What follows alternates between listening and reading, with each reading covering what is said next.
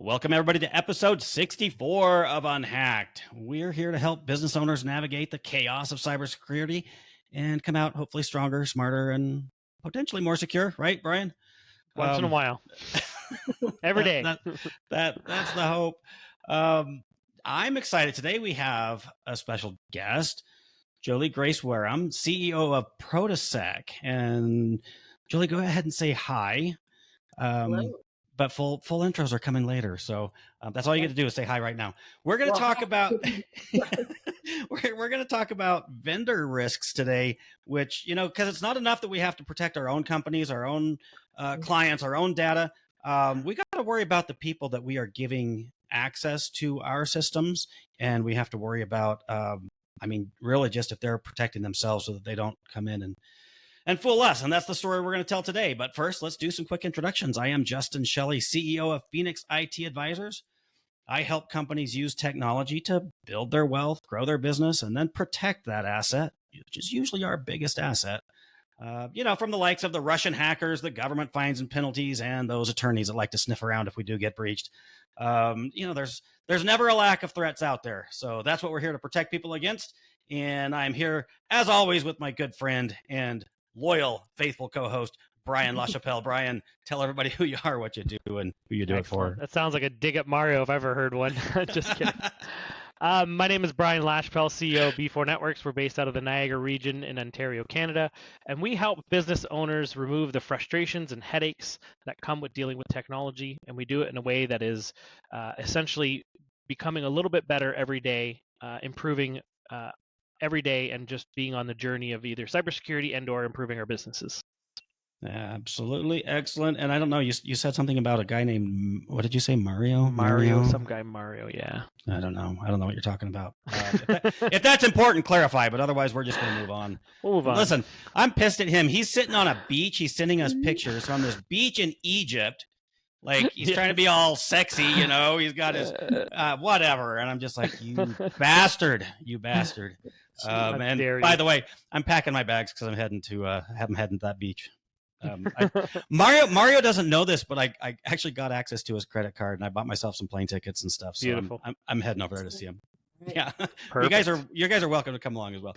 Anyways, let's go ahead and finish introductions. So Jolie Grace, you have you brought kind of an interesting story that ties into one of my biggest fears, one of my biggest frustrations. And so we're going to dig into that today. But first, let's talk about who you are. You are the CEO of. Tell me a little bit about your company, because Sure. I just lost my place in my notes, and I had this whole introduction prepared, but I sucked it up. So Jolie Grace, go ahead and introduce yourself. I think I see your guitars. We might both be musicians, so we can. Oh, we could talk about that. Yes. Yeah, certainly. But yeah. So first off, thank you all so much for having me on. Excited about this conversation. I think it's really relevant to the minds of a lot of folks.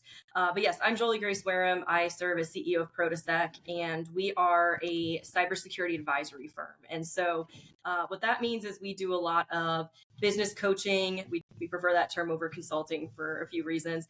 But we're really kind of business coaches with this niche in the cybersecurity, information security, the digital world, and ensuring that we are confirming that everything that you're doing from the technical, but really also the human level, is something that can help ensure, the longevity of your business, not lose your livelihood, your reputation, get you, some nice government fines. We want to avoid that, all that good stuff. And so we kind of specialize in serving those mid-size and smaller businesses, because a lot of times we recognize that those smaller businesses are kind of priced out, or they have very unique needs that some really big firms or really big, maybe tech solutions, just they need a little bit more of a bespoke, personal approach. And so we really connect, like I said, that tech and that human, like, your technology and your tech stack's only as good as do your humans know how to implement it and use it, and do they know how to communicate with each other when something looks weird. And so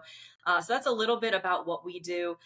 We work in the commercial space, and I have a background in government and politics, as my business partner also comes from military.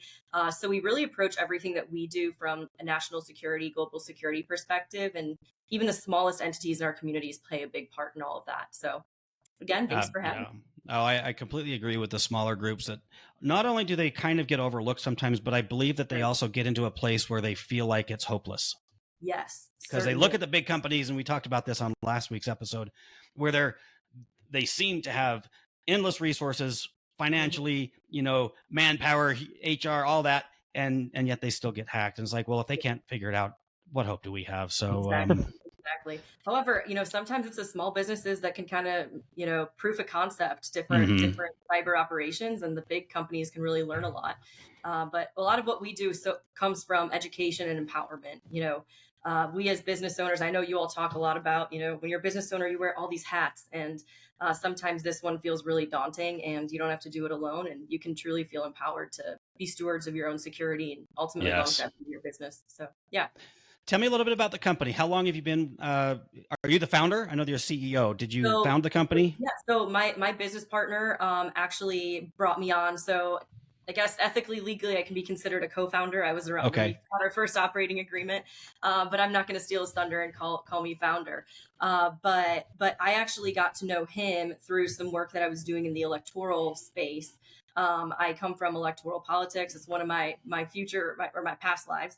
And I had a small incident there that got me into thinking so much more about cybersecurity and the importance of, really thinking about this whole of society approach when it comes to cybersecurity, and but needed some more technical chops on me. And so that's how I got connected to my now business partner.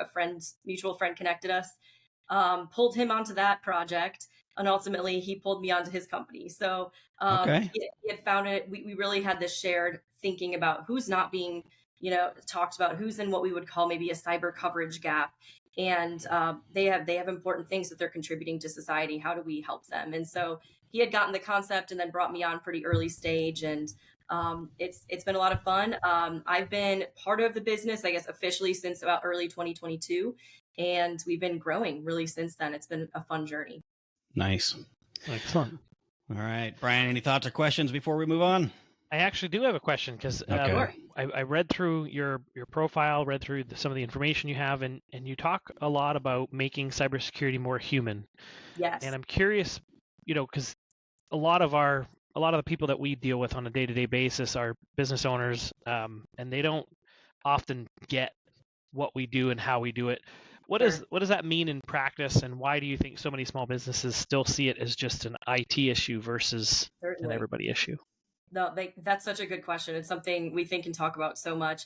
I often talk to folks to kind of help really, I guess, be on the same wavelength. And I say, let's think about what comes to mind when you think of the word cybersecurity. A lot of times what comes to mind is like a guy in a black hoodie in someone's basement, hasn't seen the light of day for maybe 3 years, and is hacking away, and it's all ones and zeros. And I always explain that's really not, at the end of the day, what cybersecurity is. Oftentimes it's a bad guy decides to do a bad thing and a good person falls for it. Like that's oftentimes what causes these attacks that we hear about, or we don't even, they go unnoticed, unfortunately. And so we really try to help folks understand that it's human action, and it's business operations, and it's relationships between teams, it's cross-functional team building, it's all that nerdy organizational infrastructure development, all those things that really help with that whole of organization approach when it comes to cyber strategy and that security posture. And so, but still, a lot of times folks hear that term cybersecurity. I think we still have that mentality of this is all ones and zeros. And it's really, that's just the landscape of where an attack and where that intrusion is happening happens to be digital, which obviously is all that is really technical.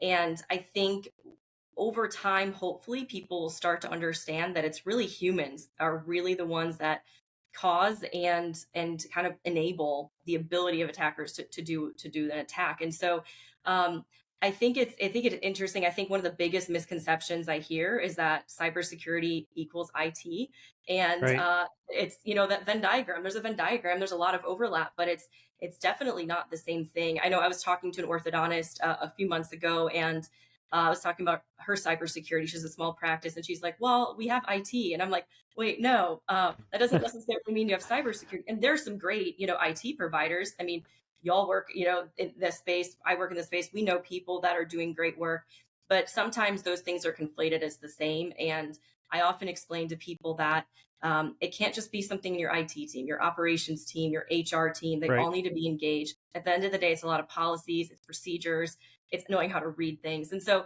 really helping folks understand that is really helpful. But to this day, still that mindset of that hacker in a basement is still that cybersecurity, I guess, frame of mind. I mean, it doesn't help because, I mean, social media and everything has that's what you see when you Google hackers, or you're seeing things cool. It sounds fun, but at the end of the day, it's really a business operations thing. I don't know if that answers your question, but it we're does. always Well, teasing it.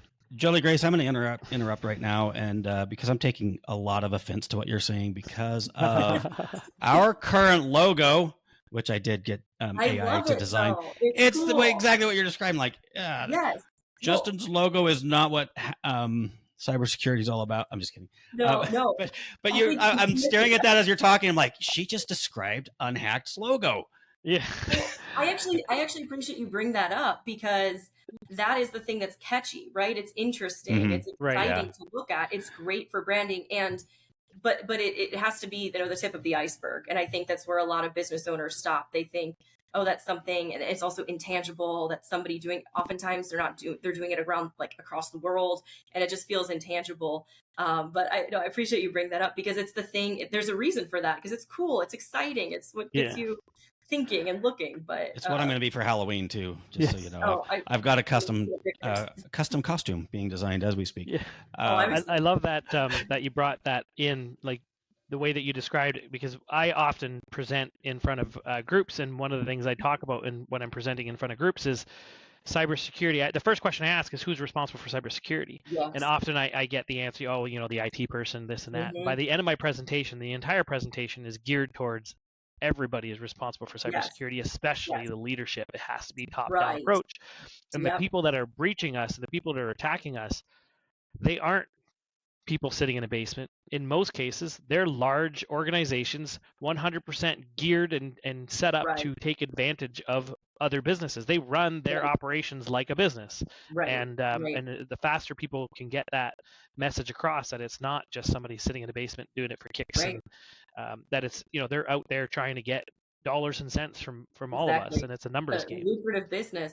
And I oftentimes, some people also, when you start talking about cybersecurity, people are like, oh, I'm not smart enough, or I can't understand that. And sometimes I often bring it back to, it's not always high tech. With AI happening, you can use AI to create a phishing email, just by saying, hey, find what you can about me on the internet. Some AI, generative AI, is ethically not allowing you to do that anymore, but some is still allowing you to do that. And we know threat actors and their groups are having their own versions of Gen AI, right? But I also talk about often, there's Mother Nature is a cyber threat actor in a lot of ways. I live in Tennessee, and we have so many tornadoes that go through each year now. And if you don't have, your servers, if your servers are in the path of a tornado and you don't have backups for that, that's a cybersecurity issue. Or, you only have physical documents, and unfortunately, a storm came through and you don't have those anymore, that's a cybersecurity issue. So I often try to explain to people that sometimes it's nature that might cause something, and then the only thing that you can account for is that human piece a lot of times. So I also appreciate the story you brought up. One time we were doing a tabletop exercise with a company, so testing out an incident response plan, and one of the biggest takeaways was that the IT team needed to collaborate more with the HR team and have pre-written and pre-approved corporate-wide emails ready to go, templates to send to employees in the event of a cyber incident. If you have a phishing attack, you get IT gets notified of it. Think about how much time goes in to communicate with HR, build the draft of the email, send it up the chain, get it approved, get it edited, and then finally get sent out to employees. How many more employees have clicked on that email? And so one of the biggest takeaways was, we need to become better friends and collaborate more ahead of time, HR and IT. And so that's just an example of, it really is everybody's responsibility. You just have to know what your specific role in that is.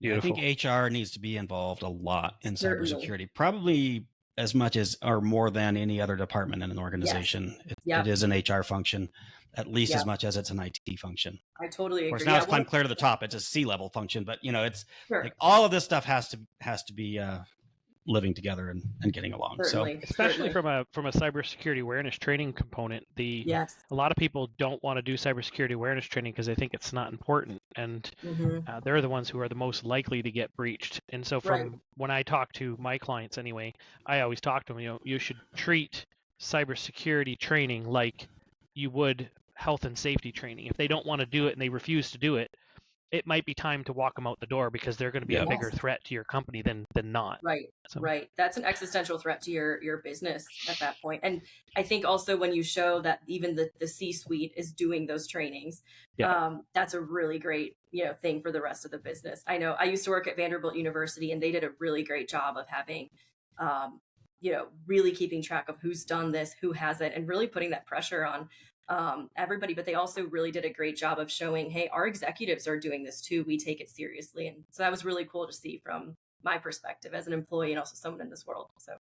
All right. So listen, guys, I'm gonna take this thing and twist it around a little bit, because we talk week after week about what we need to do to protect our companies from direct threats. And today we're going to talk about an indirect threat. And Jolie Grace, you have a very specific incident that you brought to my attention. And I want you to just paint that picture for us right now. Certainly, what happened and what did you do to, because, and I'm going to start with this though. What I don't want to do is scare the shit out. Well, I do. I want to scare people because that's the only way we take action. So I want to scare everybody to death.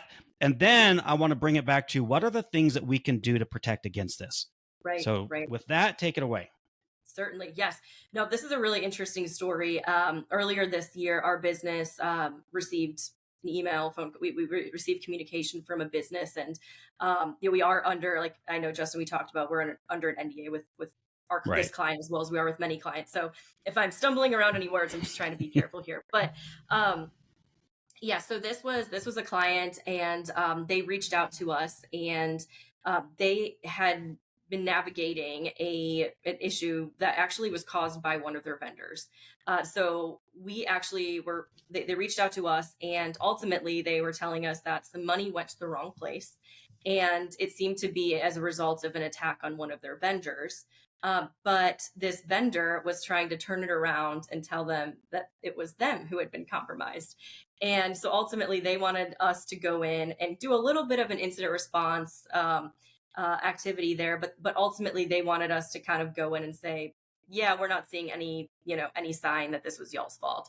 And so we worked with them, and what ultimately ended up, we ended up realizing what happened was they are a business, and they're about they're less than 5 million annual revenue. And to speak really generally here, they're in an industry that has a lot of vendors and relies on a lot of vendors. There's stuff being built, and there's a lot of different players. And so this is Jolie Grace, let me pause you real quick, and because NDA and just general best practices, we're not going to give names, but because there's two organizations in here, let me get you to just call them Company A and Company B. That's perfect. And Company A is the one that was the one that called you, correct? Yep. And Company B is the one that had the BEC attack, right? Yes. Okay, so let's use that because my poor brain can't keep these stories straight. That's great. I appreciate it. Yeah. So Company A. So we go meet with Company A, and we're investigating what happened. And ultimately, it looks like Company B, which is one of their vendors that they needed to pay, had a business email compromise or BEC attack. And ultimately, as a result, that Company B, the one who had the attack, had sent the payment link to Company A with payment wiring instructions. And they said, hey, we have a new bank, and this is the new wiring instructions. And classic scam, right? Exactly. Ultimately, the money was sent to the wrong place.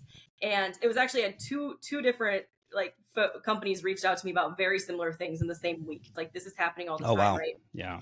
And so ultimately when we looked into it closer, and it was interesting because Company B was trying to blame Company A for the attack, right? But when we looked closer, Company B, their vendor, had actually had a cyber attack, like a phishing attack recently, a few months before. And when we looked, they had the email with the wiring instructions was brought by a spoofed email account, right? Mm-hmm. This is what we see all the time. It was really, really close to the same email that they usually email with, but they added, an extra letter, or it was Yeah. Ben, but then it was Benjamin kind of thing. And so our client, Company A, didn't realize this. But after we looked closer, this kind of spoofed account had been sending emails for a while to them, had been in the compromised company's email for a while. So they knew how to pretend to be them. So let me clarify real quick. I don't want to interrupt you, but so this wasn't a case where they registered a lookalike URL. This is a case where they had actually gotten inside of Company B's email account. Is that correct? Yes. Those are all, because those are almost impossible Yep. to protect against, right? Yes. Those are tough. Yes, that was tough. And ultimately, after talking to our client, Company A, they said, well, Company B had told us a while ago they'd had a phishing attack.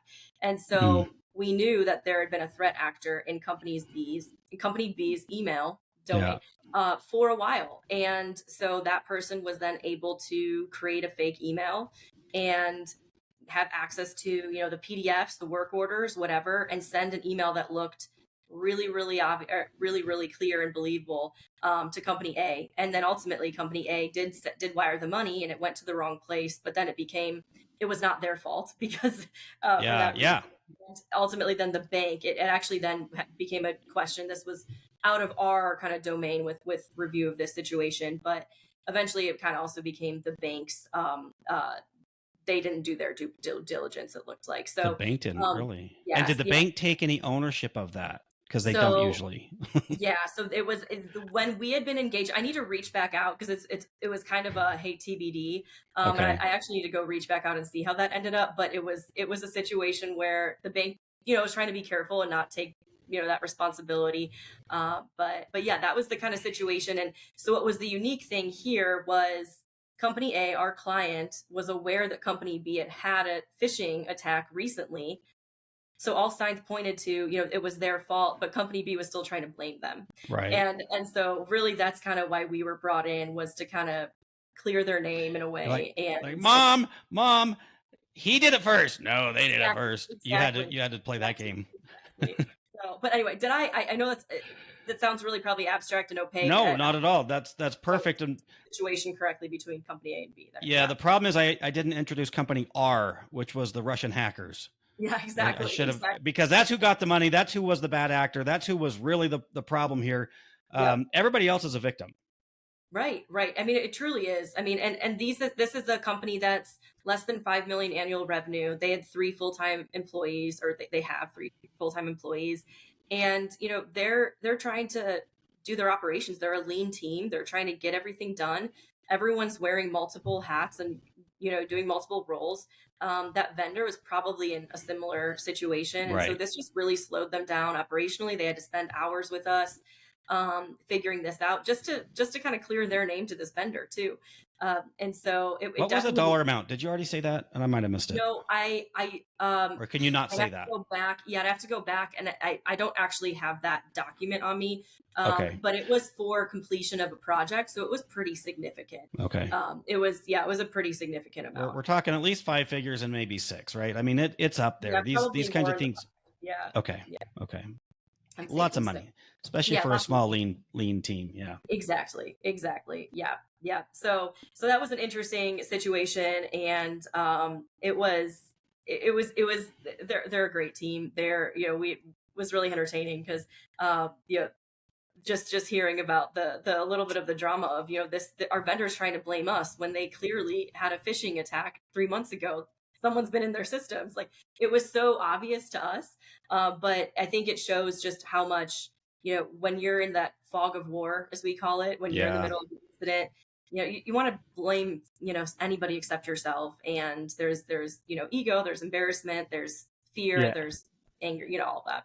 So wrapping that back around to the conversation we had earlier about everybody being responsible for cybersecurity, what could have been done by both companies to prevent this type of, or what can a company do to prevent this type of attack in the future on both ends? Yeah, that's a great question. So, I mean, we can start with Company B, the one who had the business email compromise, our client's vendor. And when there were probably things that they could have had in place that would have prevented that initial phishing attack, right? Right. And the ways that we talk about this, as you all do all the time, is the best ways to identify and prevent phishing attacks are a lot of times it's employee education and awareness and knowing what to look for. Obviously with AI, it's these phishing emails are getting even more advanced and believable, but still having that human eye knowing what to look for is really important. Also, obviously, really good credential management as well is really important in case someone does get in your system. How far can they get? Having good tech stack, when it comes to security, so that you're keeping an eye on anything weird looking. But also, that company B, that vendor, when they knew that they had a phishing, email situation and they were compromised, there were definitely steps that they did not take, considering somebody was in their system and reading and getting access to documents and knowing which of their own clients be emailing for money, right? And so there definitely was were some steps that business could have taken, especially calling in someone to take a look at their system as a whole and figure out where else are we compromised? How do we make sure if it's shutting down emails and reopening them, is it communicating to your client saying, please confirm the email address of anything that you receive from us? Cybersecurity and cyber attacks are so prevalent today that simply emailing your own customers and letting them know that something happened to you, it's a really good direction to go versus have something like this end up happening. And so I think there were a lot of things from the tech, from the operational, from just the communication standpoint that the company that had that compromise didn't do.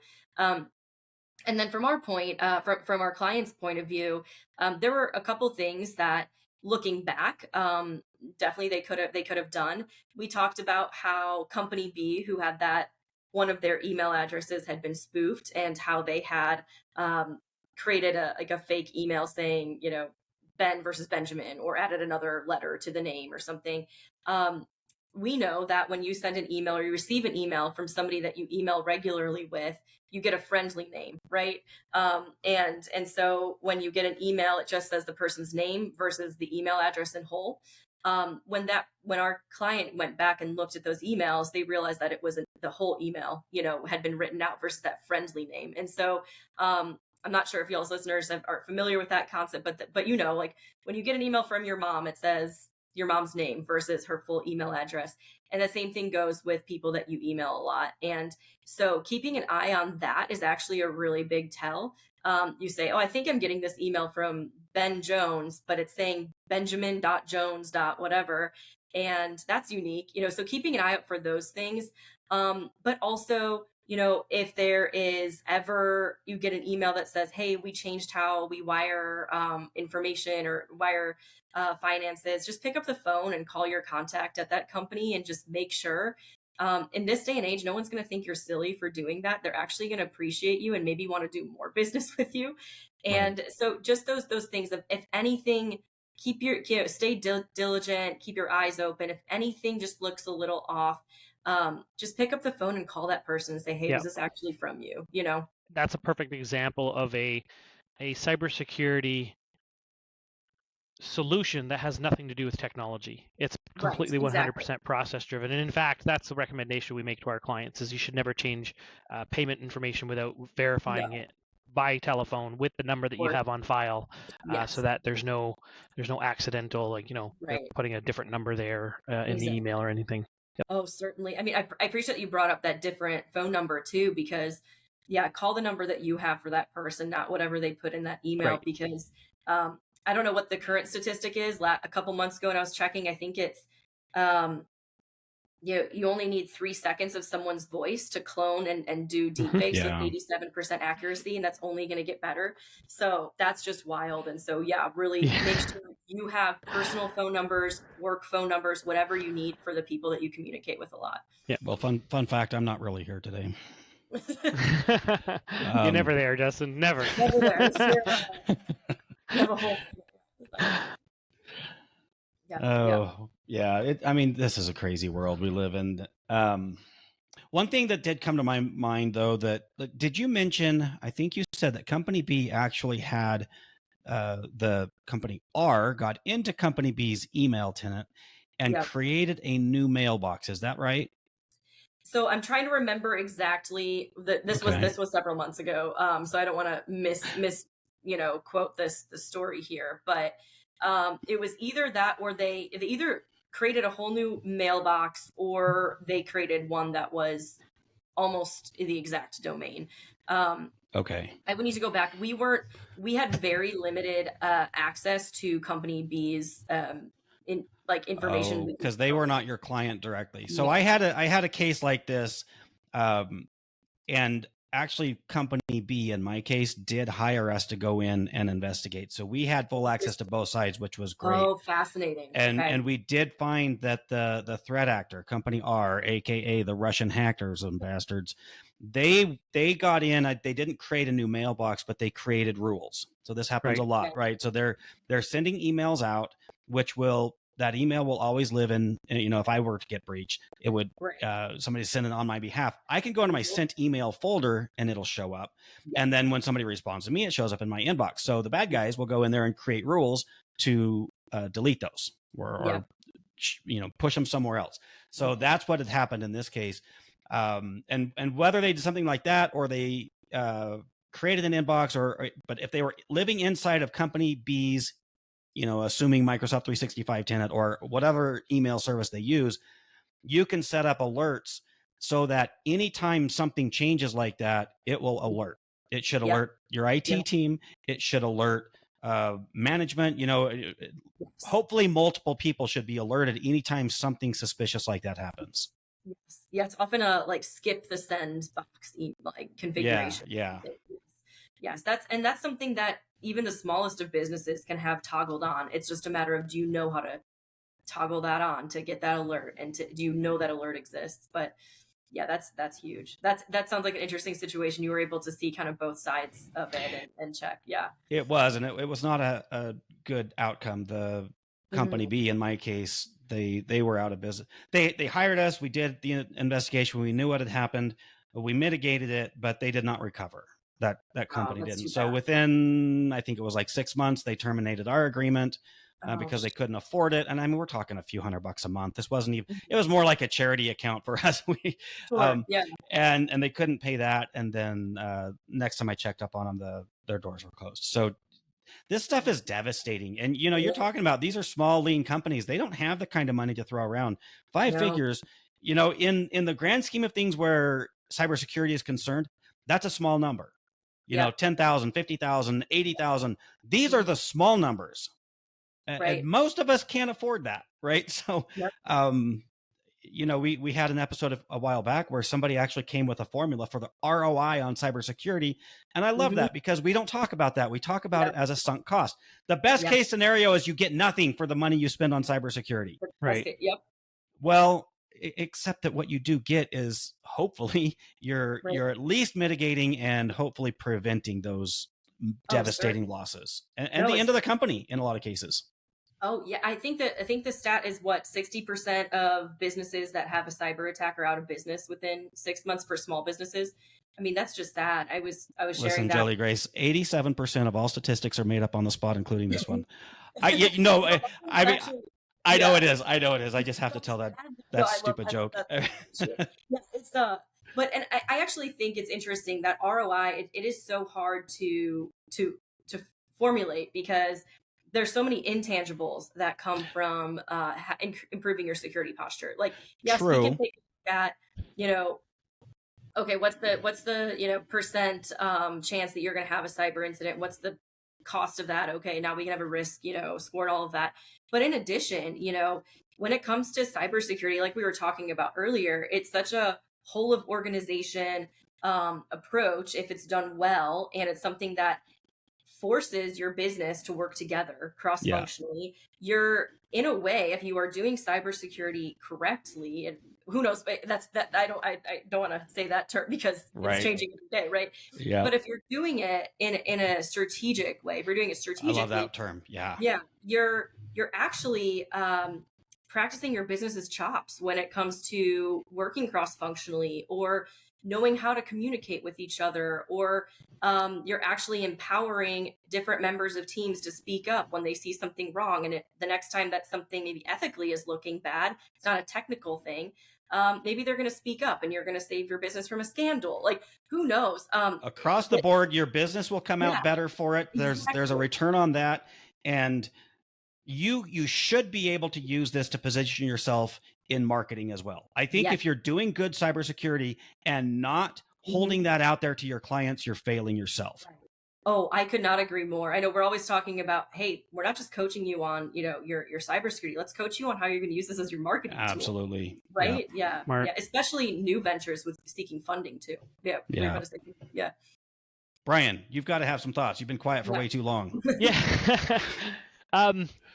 It's funny because when this topic was brought up, my mind went in a different direction. Is what we talk about with vendors being a threat to our businesses.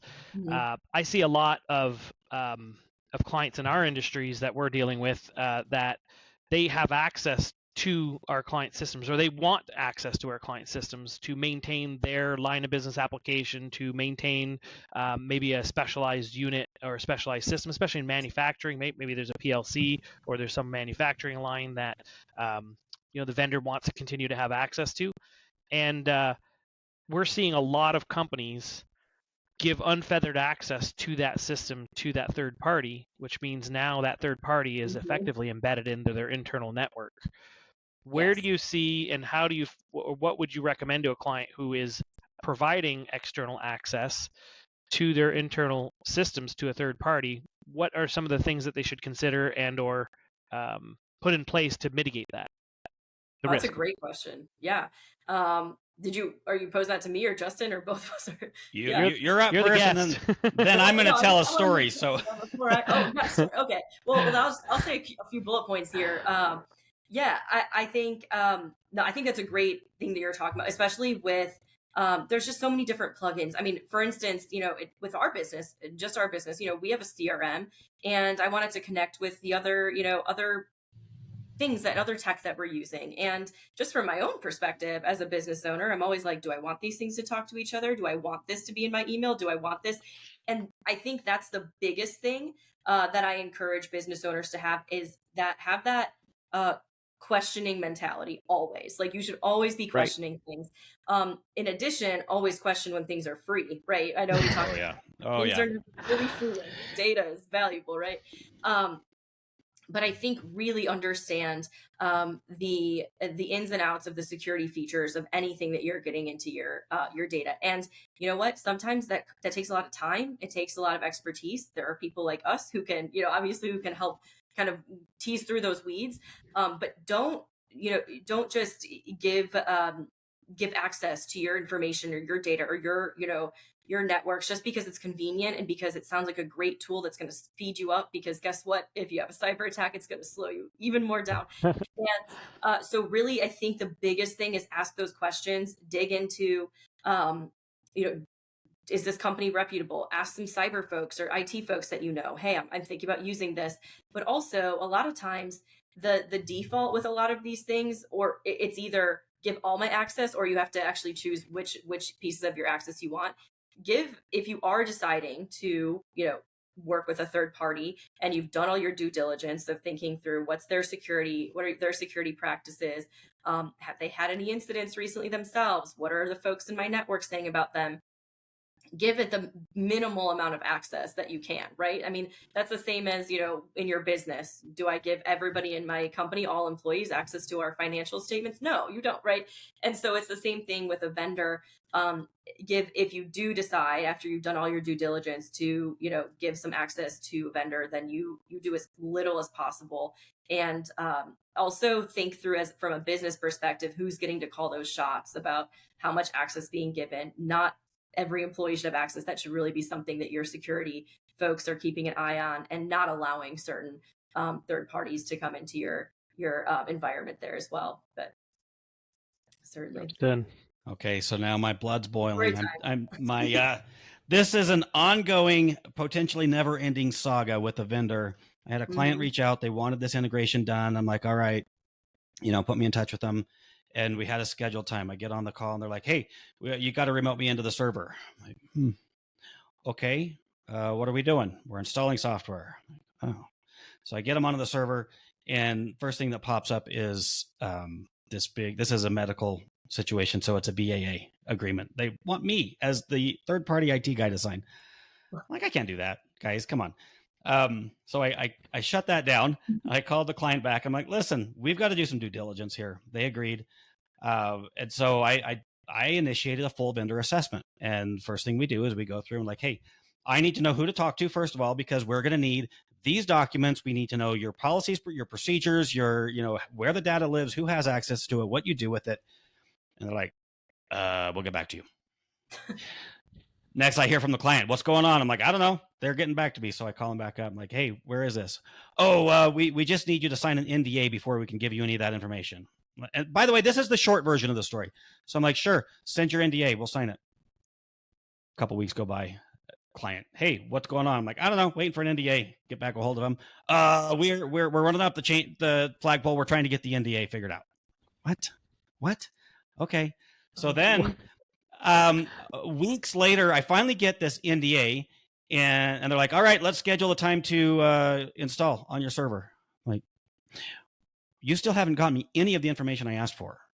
But by this time the client's getting pissed, so they're putting heat on. We got to get this thing going. They've already paid for it, this integration.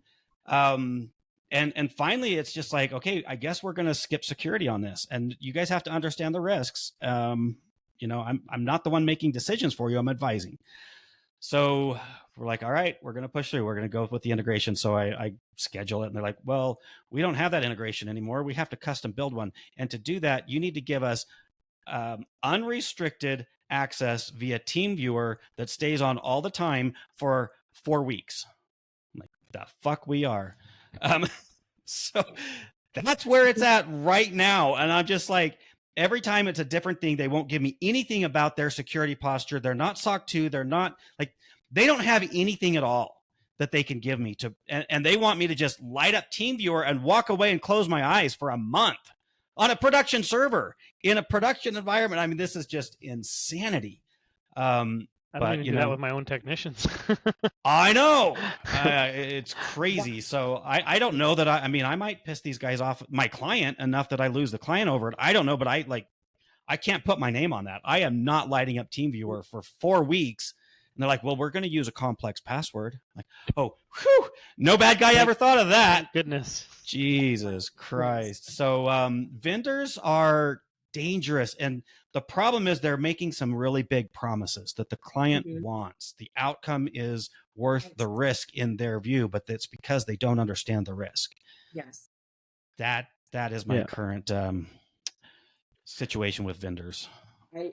I mean, we help clients build out kind of their cybersecurity policies and procedures in a lot of ways. And one of the top ones to make sure you have, it's a vendor risk management policy. Everyone in the organization needs to understand, how do you assess risk? What's your risk tolerance? Who gets to call these shots? And what are we not going to stand for? Like TeamViewer for 2 weeks? No. So, wow. Well, I'm curious to hear how that continues for sure. I'm not giving them TeamViewer. I'll walk away from the client before I do that. I won't do it. I won't do it.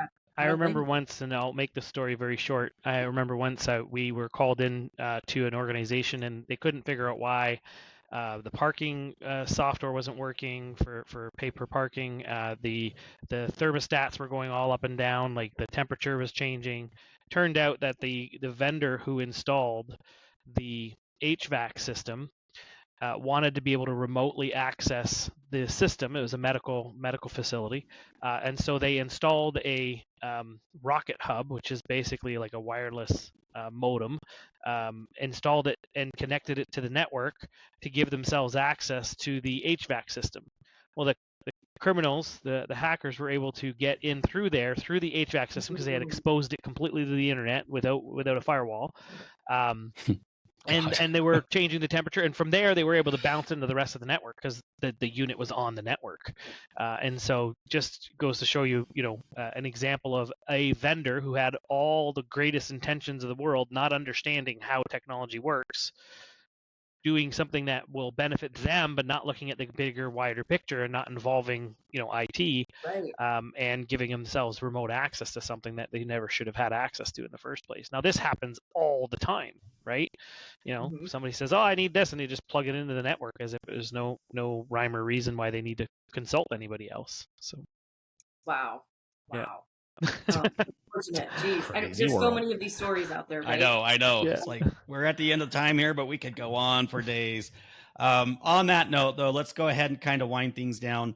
I'm just going to go around the room, and Jolie, Grace, I'll give you first shot at it, then Bryan. And just, this is where we're going to talk about what's the one thing you want people to know if they remember nothing else. And then a little bit about, if you have any resources to offer, if you have your company you want to pitch, how would they contact you? And what can you do for them if they choose to do so? Certainly. Yeah, I want to bring up one piece of this story that we've kind of been talking about about our client is something really great that they did was reach out to us, right, and to make sure that there was nothing weird and in their system. And it turned into us actually ending up doing a cyber risk assessment for them, and then spending a month or so doing some coaching. And now we have a relationship with them. And so they're just a really great example of what to do. But really something to always remember is just to stay vigilant, keeping your eyes open for anything that looks weird. And at the end of the day, unfortunately, it's not if, it's when something is probably going to happen, when we're talking about cyber attacks. And so knowing who to call, what to do in the case of an incident. We do a lot of work in incident response planning, and no business is too small to be thinking really strategically and intentionally about what does that incident response plan look like? What do you do at minute 0, minute 2, day 0, day 2 when you're dealing with an incident? It's the thing that truly saves a business. When you have a cyber attack, it saves you money, it saves you reputation, compliance issues. So it's just really important. You can find us. So our business, again, it's Protasec, PROTASEC. You can find us online. Our website is just Protasec, PROTA.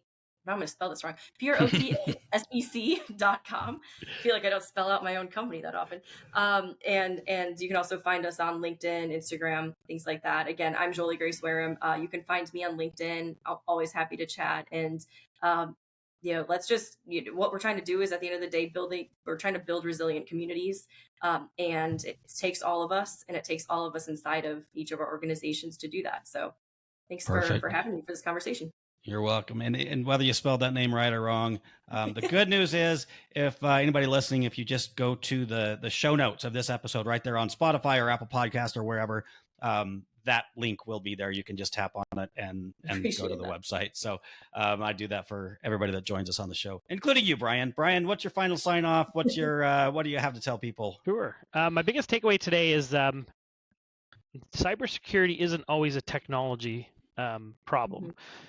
So the story that was provided by Jolie Grace is that it would have been 100% preventable had company A had policies and procedures in place to verify manually any changes in payment information.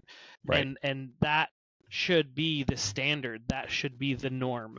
That should be the policies and procedures you put in place across your organization. Take a few moments and think about what and how will people try to fool you, and create policies and procedures to prevent that from happening in the first place. So cybersecurity is not just an IT problem; it is an everyone problem, and that's the takeaway for me. And you can start resolving cybersecurity issues by starting today with small incremental steps, and on your journey to cybersecurity, 1% better every day. Excellent. I love it. The usual Bryan. Listen, so I'm gonna kind of wrap this up for me with we've actually started like a weekly webinar series, and the next webinar we're doing is on the importance of cutting waste, because this all comes down to we can't afford to do everything that needs to be done in the world of cybersecurity. It's not cheap. Mm-hmm. That said, a lot of times we buy tools and then we put them on a shelf, we throw them in a drawer. I call it the technology junk drawer, and we're paying for them on a monthly basis. And it's just time for everybody to go through and audit all of your spending and make sure that your money's going to the right place. Because if you're spending it on stuff that you're not using and therefore can't afford to spend on the stuff that's really going to protect your business, potentially a game-ending disaster. That's not right. So we're gonna do a webinar on just going through your technology spend, making sure you're spending it, not wasting licensing fees, like for example on Microsoft. So much waste goes there. I think personally, I went and audited my own, and we cut like 40% or something stupid. And that's me. I'm telling on myself. But this waste is out there. So join us on our webinar on Tuesday. That link will be in the show notes as well as Jolie Grace's and Brian's. Guys, Bryan, Jolie Grace, thank you so much, both of you, for being here. Really appreciate your time. Love it. Thank you so much. Thank you very much. All right, guys. We'll see you next week. Take care. Have a good one.